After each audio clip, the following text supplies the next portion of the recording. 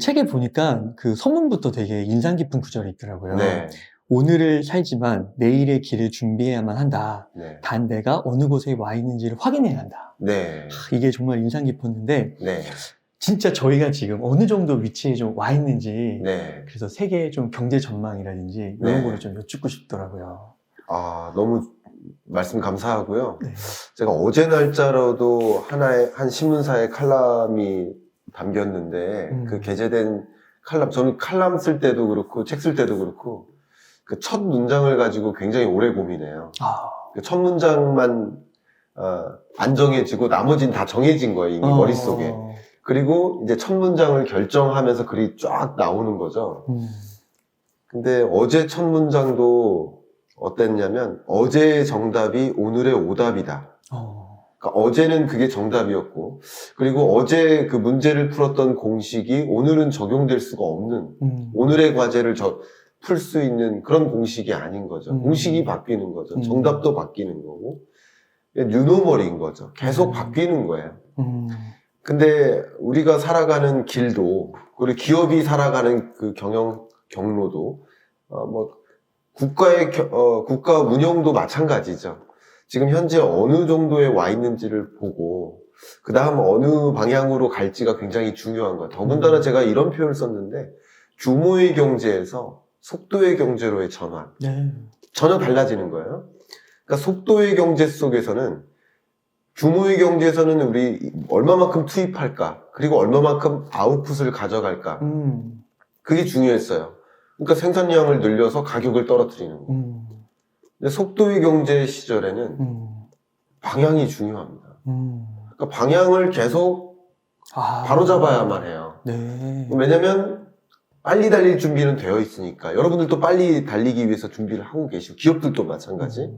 그러니까 방향 설정이 정말 중요해요. 물론 방향은 설정한 방향을 조금 틀거나 다른 방향으로 전환시킬 수도 있겠지만 어쨌든 지금 맞는 방향을 설정하는 것이 중요하죠. 그러니까 우리가 길을 가고 있지만 지금 내가 어디까지 와 있고 앞으로 어떻게 갈 것인지 방향을 설정하는 일, 이 속도의 경제 속에 가장 중요한 대주제가 아닌가, 방향이라는 단어가.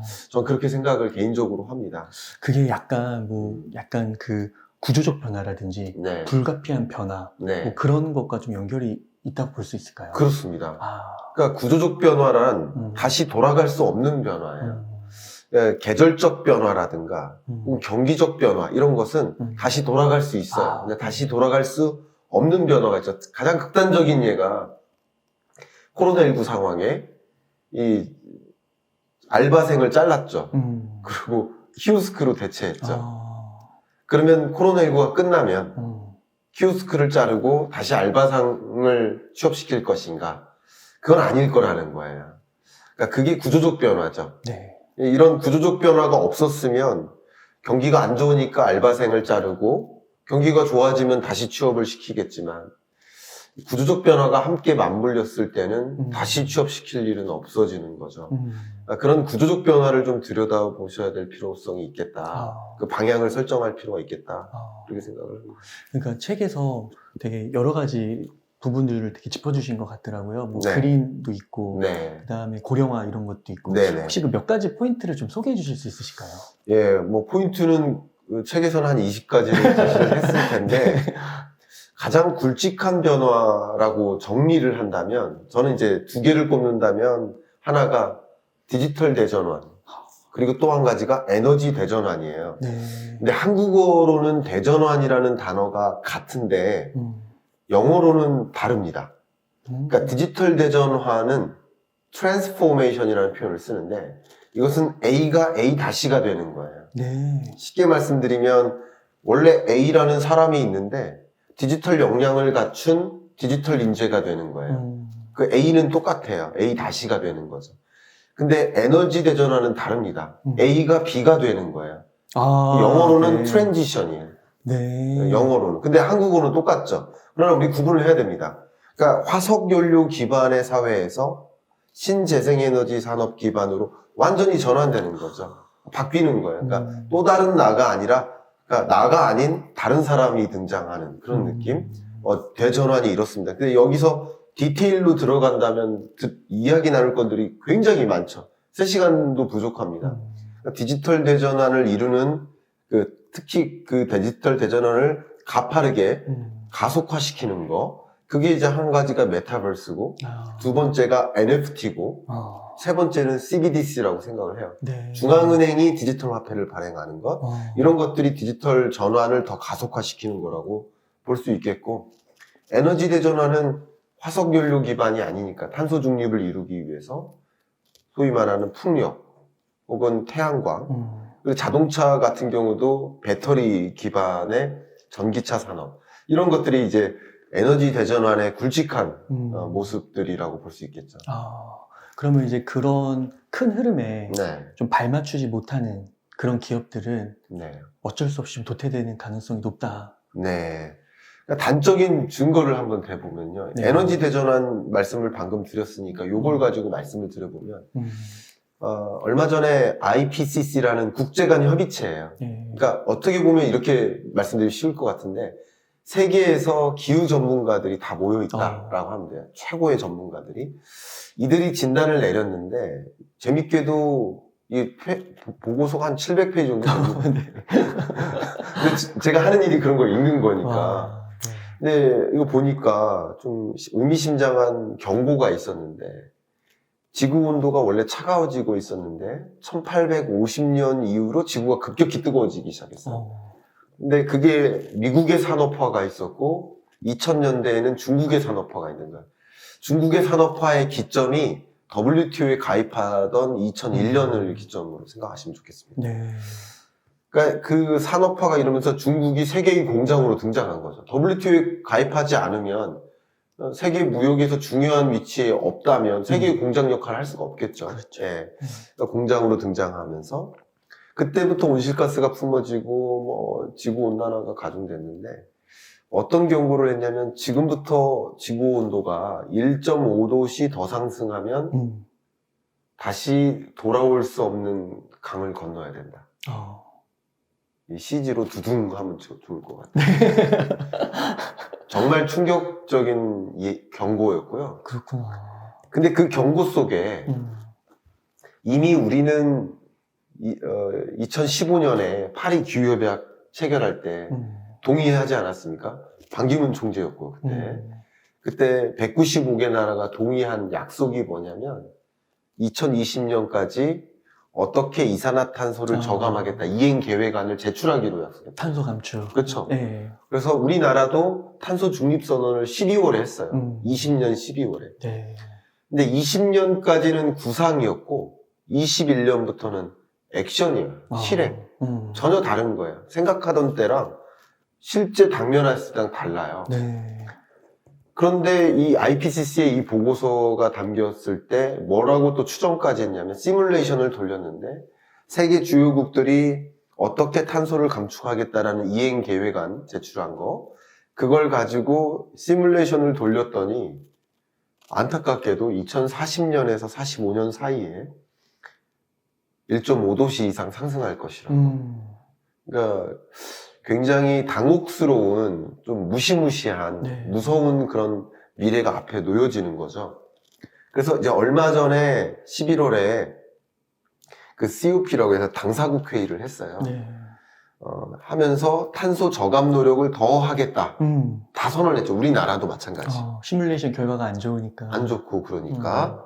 그래서 더 우리는 분발해야 된다. 그러니까 예를 들면 대장이라고 할 수 있는 이 탄소 저감 노력의 대장 할 수 있는 나라가 제 생각에는 한 독일 정도 되는 것 같아요. 잘하고 있는. 잘하고 있고 그 환경 의식 수준이 비교가 안 됩니다. 그 국민들의. 네. 그리고 예를 들면 우리나라가 그 재생에너지에 의존하는, 이 전력 공급량에 의존하는 그 비중이 현재 10% 정도 된다고 그러면 뭐 독일 같은 데는 20%거든요. 이미 그렇게 돼 있다. 예, 쓰레기를 에너지화 한다든가 뭐 이런 게 굉장히 그 환경의식 수준이 높아서 같은 커피를 사요. 근데 얘는 탄소 저감 노력을 했어요. 얘는 안 했어요. 근데 얘는 500원 더 비싸요. 이거 삽니다. 시민들이요? 예. 대단하네요. 그걸 이제 WTP라는 표현을 써요. 그러니까 네. Willingness to Pay라고 해가지고 그걸 조사하는 논문들이 있어요. 네. 저도 한 한 12년 전에 그런 논문을 썼었거든요. 네. 예. 그러니까 그런 연구들이 벌써부터 진행되고 이미부터 의식 수준이 다른데요. 네. 그런 나라들이 먼저 앞장서죠. 우리는 탄소 중립 쉽게 말하면 다른 나라하고 같이 놀 수 있느냐. 우리는 45년, 우리는 40년. 그러니까 탄소 중립 2050년을 외쳤는데 우리는 더 당기겠다. 그리고 우리는 법제화까지 하겠다. 이렇게 하면서 EU를 중심으로 2022년에 중요한 과제가 탄소 국경 조정세제입니다. 네. 이게 쉽게 말씀드리면 탄소 저감 노력 안 하면 그 제품 안 사겠다. 수입 못 해 이거예요. 그러니까 다시 말하면 우리나라도 탄소 중립적인 그런 방향으로 기업들이 움직이지 않으면 네. 수출을 못 하는 거예요. 야, 그렇구나. 근데 그뿐 아니라 각 국가들이 이 탄소 규제, 또 온실가스 규제, 뭐 배기가스 규제를 강화합니다. 우리나라도 마찬가지예요. 그러니까 이렇게 노력하지 않으면 국내에서도 유통이 안 돼요. 핀란드도 대표적인 나라고요. 여러 나라들이 2025년부터 전기차 아니면 판매가 안 되게 하겠다. 2025년이요? 예. 불과 뭐 3, 4년 남은 거예요? 예. 그런 나라들이 등장합니다. 그리고 더 많은 나라들이 동참하기 시작해요. 그러니까 이제 발등에 불이 떨어진 거예요. 그러니까 더 의식 수준이 높은 거죠. 그러다 보니까 글로벌 기업들이 그냥 가만히 있으면 안 되는 거예요. 그렇다 보니까 그리고 소비자들도 환경의식 수준이 높아지고요. 우리랑 다릅니다. Z세대들은요. 네. 환경의식 수준이 더 높아요. 네. 그러다 보니까 기업들도 대응하지 않으면 안 되고 하다 보니까 우리도 다 전기차만 만들겠다 이런 식으로 액션이 취해지는 겁니다. 그런 식으로의 변화가 계속 일어나는 거고 네. 우리나라도 환경의식 수준을 갖추고 대응하지 않으면 그 기업들이 오히려 비용이 더 늘어요. 그러니까 환경 저감 노력이 비용 상승으로 생각했고 이윤극대화에 반하는 일이라고 생각했는데 이제는 오히려 그렇게 노력하지 않으면 수익을 수출도 안 되고 이윤극대화를 영위할 수가 없어요. 그렇구나. 그러니까 이렇게 압박이 가해지고 소비자들도 의식 수준이 그러니까 환경 노력 안 하면 친환경적 노력 안 하면 소비자들이 되게 싫어합니다. 제가 우리 웅달님하고 처음 커피 마신 데가 데절트 3구라는 카페. 디저트 체인. 3구. 거기. 예, 디저트 3구, 데절트 3구. 그곳이 리유저블 컵을 사용하죠. 맞아요. 그때 사셨잖아요. 예, 그거 샀죠, 일부러. 네. 그러니까 그런 친환경적인 노력. 제가 이번에 운동화를 바꿨는데, 그 운동화 브랜드에서, 그러니까 다시 말하면 재활용하는, 기존 쓰레기나 이런 것들을. 순환경제. 그렇죠, 순환경제. 그렇게 대응하는 제품에 대해서 소비자들이 열광하는데, 제가 그 매장에서 직원한테 물어봤습니다. 이거 어떻게 되니까? 이게 1위라는 거예요. 1위요? 예. 진짜요? 예, 다 나간답니다. 지금. 와, 그렇구나. 그러니까 최근 이게 출시된 지 얼마 안 된 제품인데 1위래요. 그러니까 그런 식으로, 그 나이키는 그런 브랜드를 따로 냈죠. 그러니까 그런 식으로 기업들이 그렇게 움직이지 않으면 그냥 그 이윤국대화에도 반하는 거예요. 그러니까 그게 오히려 ESG 행보인 거고 그렇게 대응해야 되는 거죠.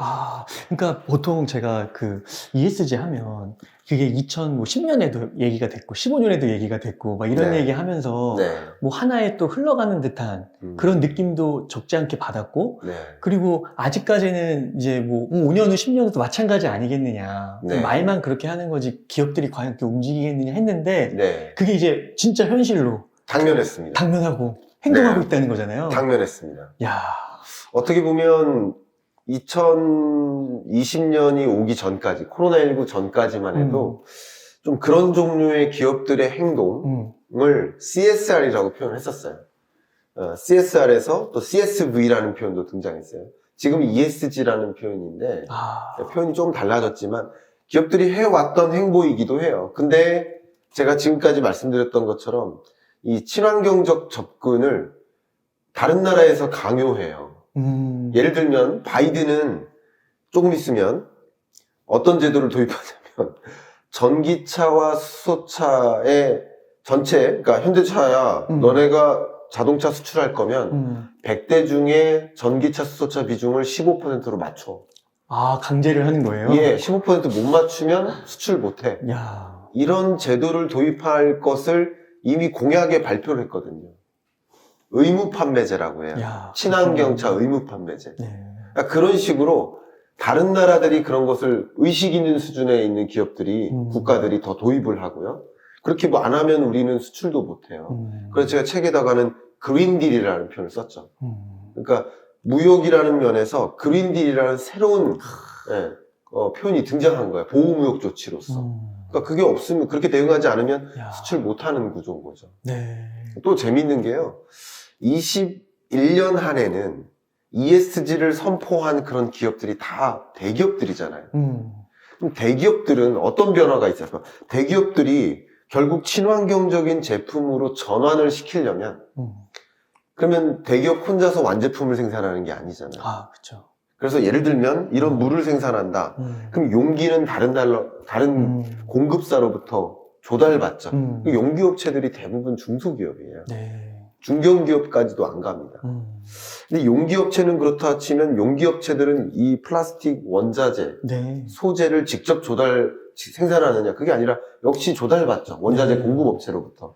이게 밸류 체인인데 결국 완제품을 생산하는 혹은 반도체와 같은 굵직한 부품을 생산하는 그런 대기업들이 결국 친환경적으로 접근하기 위해서 밸류 체인 전반에 압력을 취해요. 그러니까 저는 단적인 증거가 22년에는 용기와의 전쟁이 시작된다. 누가 친환경적인 용기를 개발하고 그런 용기를 공급할 것인가, 중소기업들에게 굉장히 중요한 과제가 될 것이다, 이런 말씀을 드리거든요. 네. 실제 제가 이건 기업명을 얘기할 수 있을지 모르겠지만 가장 유명한 체인을 운영하는 우리나라 카페나 제과점이나 이런 체인을 가장 크게 운영하는 그 기업 있지 않습니까? 그 기업들도 그런 용기에 대한 고민을 시작합니다. 어떤 중소기업들로부터 자, 제안해봐. 너는 친환경적으로 접근했어? 그럼 따져서 그런 걸 제안하는 용기업체의 용기를 선택한다는 거예요. 네. 그러니까 21년까지는 대기업들 중심으로 선포하다가 이 압력이 중소기업에게도 가요. 결국 여러분들도 스스로 친환경적인 역량을 갖추지 않으면 결국 사회에서 도태될 수도 있다는 거예요. 이게 압력이 거기까지 가는 거예요. 그러니까 글로벌, 한국, 대기업, 다 갑니다. 중소기업까지. 네. 그러면 여러분들이, 저는 이런 얘기도 많이 하고 싶은데 취업을 준비하는 청년분들이시라고 한다면 결국 이런 구조적인 변화에서 더 나은 아이디어를 제안하고 기업의 방향성을 제시할 수 있는 여러분들이어야 기업에서 면접하는 과정에서 이 사람 필요하겠다. 지금 필요로 하는 인재다. 그러니까 지금 이런 변화를 들여다보는 인재를 필요로 한다는 거죠. 그냥 아무 생각 없는 그런 인재가 아니라 디지털 인재나 그린딜에 가까운 그런 고민을 하는 더 나은 전략을 제시할 수 있는, 오히려 우리는 예를 들어 SK그룹입니다. 그런데 우리는 친환경적으로 접근하겠다. 탄소 중립 선언했습니다. 심지어 SK 같은 경우는 우리가 필요로 하는 전력량을 스스로 생산하겠다 선언했어요. 그렇게까지 나가는 그런 기업의 취업문을 두드리는 인재 여러분들이시라고 한다면, 취업 준비생이라고 한다면, 그럼 SK그룹은 이런 것도 해보세요 라고 제안할 수 있어야 된다는 거죠. 그럼 면접관이 우리는 미처 생각하지 못했지만 우리 기업의 방향하고 똑같네? 맞네? 더 나은 아이디어를 제안하네? 그런 부분에 대해서 고민을 하고 있는 청년이네? 그거죠. 근데 이런, 제가 지금 디지털 대전환과 에너지 대전환, 이런 영역은 모든 기업들이 고민하는 것들, 여러분들이 가고 싶어하는 모든 기업들이 고민하는 영역이기 때문에, 그렇기 때문에 그런 방향성, 길을 봐야 된다는 거죠. 그러니까 제가 몇 년 전만 해도, 몇 개월 전만 해도 ESG 사기라고, 그리고 그렇게까지 얘기하시는 분도 봤거든요. 그리고 그 ESG가 그냥 이렇게 윤리적인, 도덕적인 그런, 아니면은 그 기업의 이미지 포장을 위한, 좀 극단적으로 표현을 한다면 그런 건데, 그게 아니라 정말 이렇게 실질적으로 기업의 이익과도 이제 윈윈할 수 있는 그런 방향으로 가고 있다는 거잖아요. 증거를 내볼까요? 그러니까 제가 좀 가끔 이제 전문가분들하고 대담을 할 때 당혹스러운 그 의견을 받을 때가 있어요. 뭐 2020년까지는 이제 4차 산업혁명이 가장 중요한 화두였으니까. 근데 4차 산업혁명은 없다라고 주장하는 전문가분들이 계신 거예요. 근데 정말 없습니까? 모르시는 겁니까? 이렇게 질문을 드려요. 모르는 거 아닙니까? 저는 하루에도 수많은 4차 산업혁명의 케이스들을 직면하고 상담받고 그것에 대해서 고민하고 있는데 없다고 그러면 어떡합니까? 네. 라고 얘기를 해요. 그러면 여러 케이스들을 제시하면서 이거 4차 산업혁명 아닙니까? 맞네요. 라고 하는 거. 그러니까 ESG도 마찬가지예요. 네. ESG 없다라고 하시는 분들이 계세요. 그럼 단적인 증거를 한번 대볼게요. 마스터카드가 미국에서 환경의식 수준이 높죠. 그럼 소비자가 소비할 때마다 결제할 때마다 어플리케이션을 만들었어요. 탄소 계산기라는 어플리케이션. 아, 진짜요? 네. 그러면 커피를 삽니다. 그럼 카드로 결제하죠. 네. 결제함과 동시에 지금 소비자가 얼만큼 탄소를 발생시켰는지 나와. 그럼 소비자가 네. 실시간으로 확인하는 거예요. 그리고 심지어 환경의식 수준이 높은 이런 MZ세대들 같은 경우는 오늘 자려고 그러는데 오늘 100이나 탄소를 발생시켰네. 와. 나 스스로 탄소 중립이고 싶은 거예요. 그러니까 이게 플랜트리스라는 또 버튼이 있습니다. 그걸 누르면 나무 심기 프로젝트에 500원이든 100원이든 기부할 수 있습니다. 네. 그럼 나 스스로 탄소 중립이 되는 거예요. 자, 그럼 마스터카드의 이런 행보는 적어도 환경의식 수준이 높은 MZ세대들의 고객이 될 수 있겠습니까? 안 되겠습니까? 고객이 될 수 있죠. 팬덤을 형성하잖아요. 이게 이윤극대화에 반합니까? 아닙니까? 당연히 연결이 되죠. 제가 그 말씀을 드리는 거예요. 이게 ESG 행보예요. 특히 지금 드렸던 이 사례는 앞에 말씀드렸던 디지털 대전환, DT와 에너지 대전환, ET의 결합입니다. 네. DT와 ESG의 만남이에요. 그러니까 ESG라는 경영 전략을 이루기 위해 디지털 기술들을 활용한 사례죠. 네. 그럼 ESG도 있고 DT도 있는 거네요. 4차 산업혁명도 있는 거네요. 그러니까 사례들이 이렇게 있거든요. 메타버스가 없다 이렇게 얘기하는데 메타버스 사례를 정말 이렇게 하나라도 들어드리면 있네요 이렇게 되는 거죠. 그러니까 없다가 아니라 모른다고 하시는 게 맞고요. 그럼 어떤 케이스들이 있는지를 좀 찾아보시면서 이렇게 대응하고 있구나. 그런 것들을 여러분 기업들에게 가서 안건을 던지세요. SK그룹에 가서 이런 사례도 있습니다. 이런 거 해보시면 어떨까요? 이렇게 제안을 해보시는 거죠. 네. 오히려 그 면접관보다 더 위에 있어야 됩니다. 제 취업 관점도 그렇고 투자 관점도 마찬가지예요. 우리 웅달님하고 저하고 생각이 맞는 게 어제 투자하고 오늘 빼고 주식 차트 보고 종목 물어보고 그게 아니라 멀리 보고 거스를 수 없는 흐름이 뭔지를 계속 포착해야 된다는 거잖아요.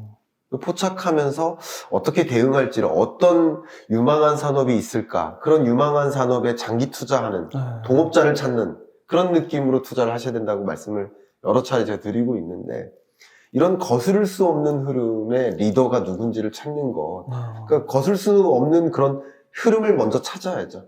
그 흐름 속에 대장이 있어요. 그런 변화를 리드하는 기업이 있어요. 그러니까 기후변화 문제, 지금 기후변화 실패, 이게 글로벌 리스크로서 그러니까 월드 이코노믹 포럼에서 매년 글로벌 리스크 리포트를 발간합니다.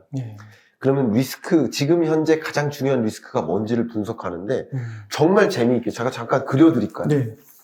그 리스크 요인들이 분류를 하면 한 6, 7가지 되는데 어쨌든 리스크가 50가지다. 선정을 할 수 있잖아요. 월드 이코노믹 포럼에서 선정을 합니다. 그럼 리스크들이 이렇게 막 한 50가지가 이렇게 있어요. 그럼 이 중에 뭐 팬데믹 대응 실패라는 엄청난 리스크가 있어요. 리스크의 정도도 높고 그 리스크가 발생했을 때 파급 영향도 높고 근데 기후변화 대응 실패의 리스크는요 이 안에 있는 게 아니라 여기에 있습니다. 혼자 제가 깜짝 놀랐어요. 보이세요? 이렇게 그냥 혼자 여기 있어요. 그만큼 심각한 리스크인데 완전 아웃라이어네요. 그 정도로 심각한 리스크예요. 그러니까 지구가 없어질 수 있다는 그런 리스크인 거예요. 근데 그만큼 심각한 리스크이기 때문에 그 리스크를 어떻게 대응하느냐. 어떤 기업들은 그것을 적극적으로 대응하면 그게 기회가 될 수 있잖아요. 제가 뭐라고 표현했냐면 비즈니스 기회인 거죠. 예를 들어서 두산중공업이 수소 개질기를 도입해요.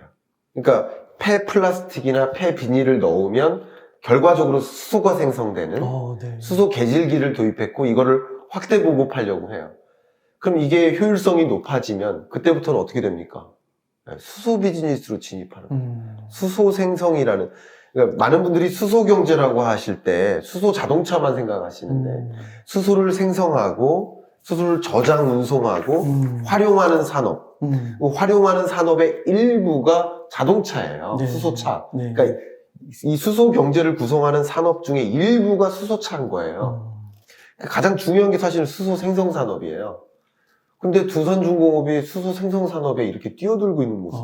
비즈니스 기회라는 거죠. 와, 중공업인데 예. 이름이 이제 산업을 그렇게 그렇죠. 바꾼 거구나. 그러니까 그런 식으로 이런 기후 리스크에 어떻게 대응하는지를 지켜보실 필요가 있겠다라는 걸 좀 강조하고 싶은 겁니다. 네. 와, 이게 진짜 엄청난 그 변화가 강제되고 있다라는 거, 그리고 실제 액션 그렇습니다. 상태로 들어갔다는 거. 네네. 야, 그 진짜 그런 이슈와 잘 결부된 기업을 보고 더 공부하고 거기에 또 이렇게 적응해서 투자도 하고 그래야겠네요. 당연합니다.